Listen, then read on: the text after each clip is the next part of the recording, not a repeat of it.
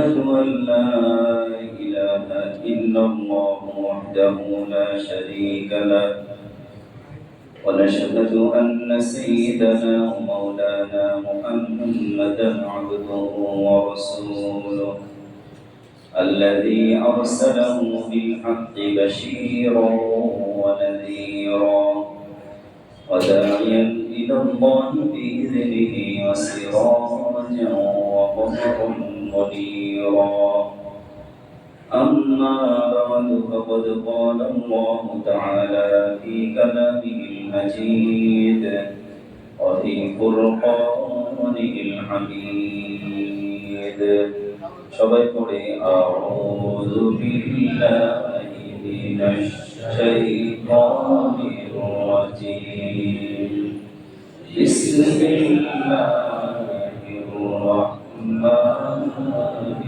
রাহিম ইয়া আইয়ুহাল্লাযীনা আমানু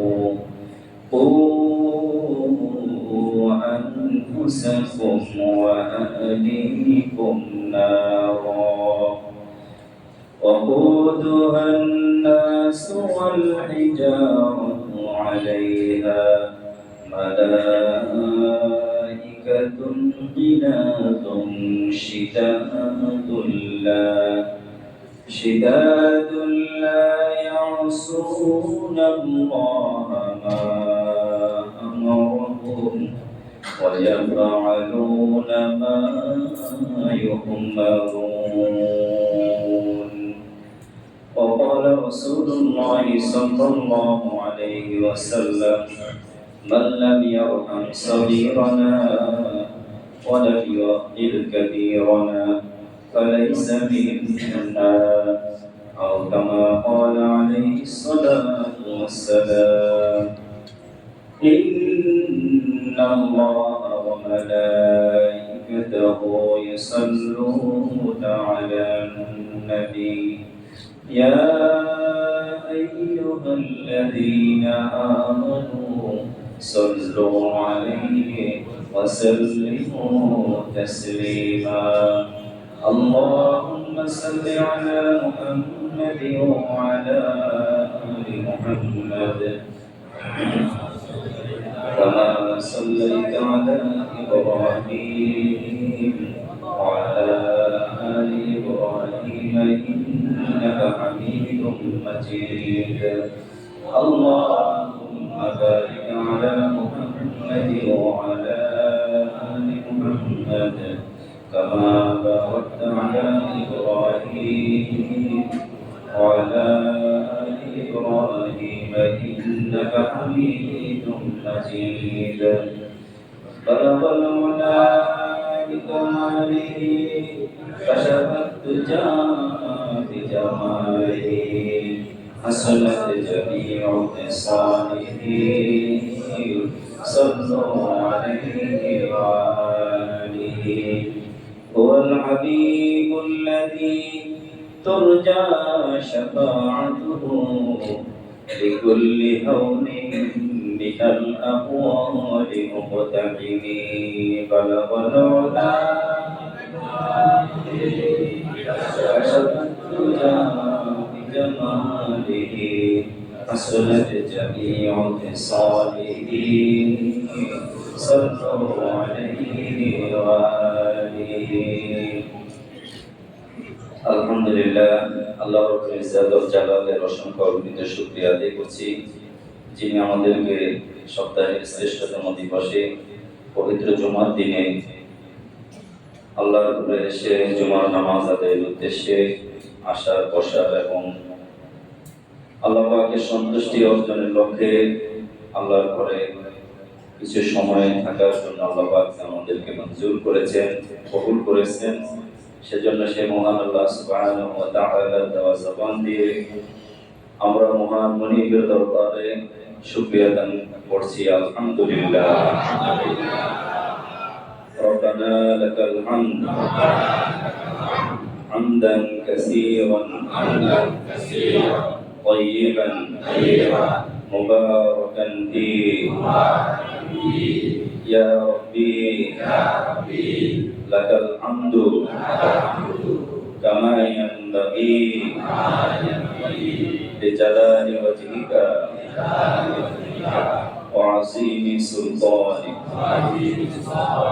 প্রশংসা করলাম কা সর্ব অবস্থায় প্রশংসা করব কা প্রশংসার একমাত্র মালিক তিনি কে সাথে সাথে আমরা আমাদের প্রিয় নবীজির উপরে দুরূদ শরীফ পড়ি সাল্লাল্লাহু আলাইহি ওয়াসাল্লাম। আল্লাহ তাআলা আরো বেশি শুকরিয়া আদায় করছি যিনি আমাদেরকে ঈমানের মতো মহান নিয়ামত দান করেছেন বলে আলহামদুলিল্লাহ। ইসলাম এমন একটি জীবন বিধানের নাম যেটা জন্ম থেকে মৃত্যু পর্যন্ত প্রয়োজন আছে। মৃত্যুর পরবর্তী যে জীবন, সেই জীবনের জন্য পাথেয় জোগাড় করার জীবন হলো এই ইহকালীন জীবন। এজন্য আমরা যারা মুসলমান, ইসলাম শুধুমাত্র কতিপয় আনুষ্ঠানিকতার নাম নয়, সকল কর্মকাণ্ডে ইসলামের প্রয়োজন আছে না নাই? সকল কর্মকাণ্ডে আমাদেরকে জানতে হবে, বুঝতে হবে, আমল করতে হবে যে ইসলামের নির্দেশনা কি। তো কোরআনুল কারীমের যে আয়াতটি আমরা গত সপ্তাহে আলোচনা শুনেছি, এই আয়াতটি আজকে আবার তেলাওয়াত করলাম। যে আয়াতে কারিমায় আল্লাহ রাব্বুল আলামিন শুধুমাত্র মুমিনদেরকে লক্ষ্য করে বলেন যে তোমরা জাহান্নামের আগুন থেকে আগে নিজেকে বাঁচাও, আগে নিজের মুক্তি নিশ্চিত করো, নিজে আগে আল্লাহর কাছে তোমাকে বাঁচাও, দ্বিতীয়ত তোমার পরিবারকে বাঁচাও। যে জাহান্নামের ভয়াবহতা এবং আযাবের যে অবস্থা আল্লাহ রাব্বুল আলামিন বলছেন যে জাহান্নামকে উত্তপ্ত করা হবে মানুষ এবং পাথর দিয়ে। আমরা যারা আছি, আল্লাহ না করুক, আমাদের মতো মানুষ দিয়ে আল্লাহ রাব্বুল আলামিন জাহান্নামের আগুনকে উত্তপ্ত করবেন। জোরে বলেন নাউযুবিল্লাহ। আল্লাহ রাব্বুল আলামিন বলছেন সেখানে এমন কঠোর হৃদয়ের ফেরেশতারা থাকবে, তারা শাস্তি দিতে থাকবে।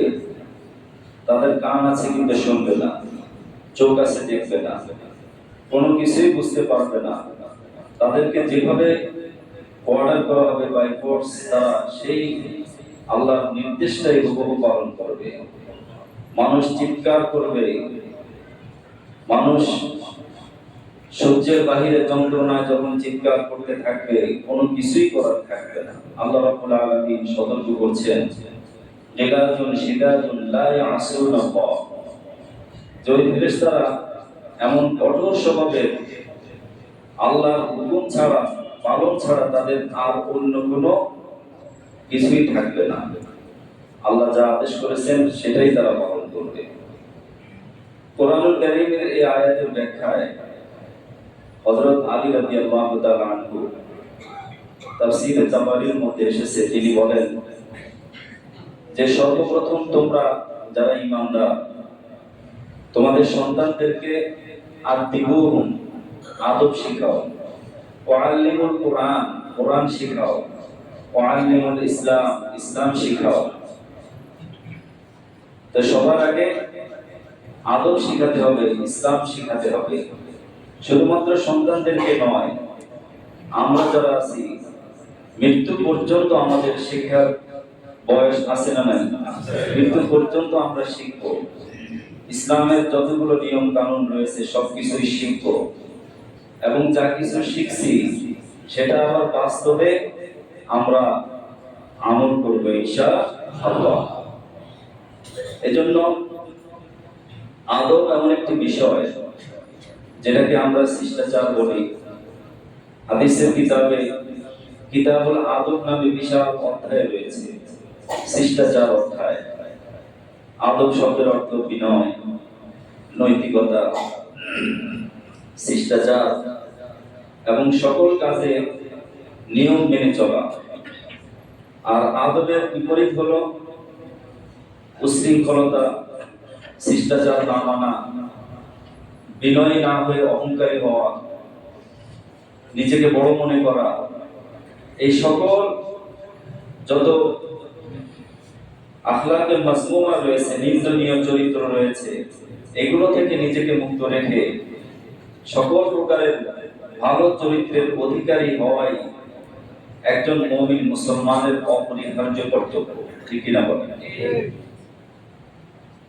এজন্য আদবের গুরুত্ব সম্পর্কে আমরা আলোচনা শুনবো ইনশাআল্লাহ। আদবের গুরুত্ব বর্ণনা করতে গিয়ে নবীজি সাল্লাল্লাহু আলাইহি সাল্লাম বলেন, মাল্লাম ইয়ারহাম সাগীরানা ওয়া লাম ইউআকিব কাবীরানা ফালাইসা মিন্না। যে ব্যক্তি আমাদের ছোটদেরকে স্নেহ না করবে, বড়দেরকে শ্রদ্ধা না করবে,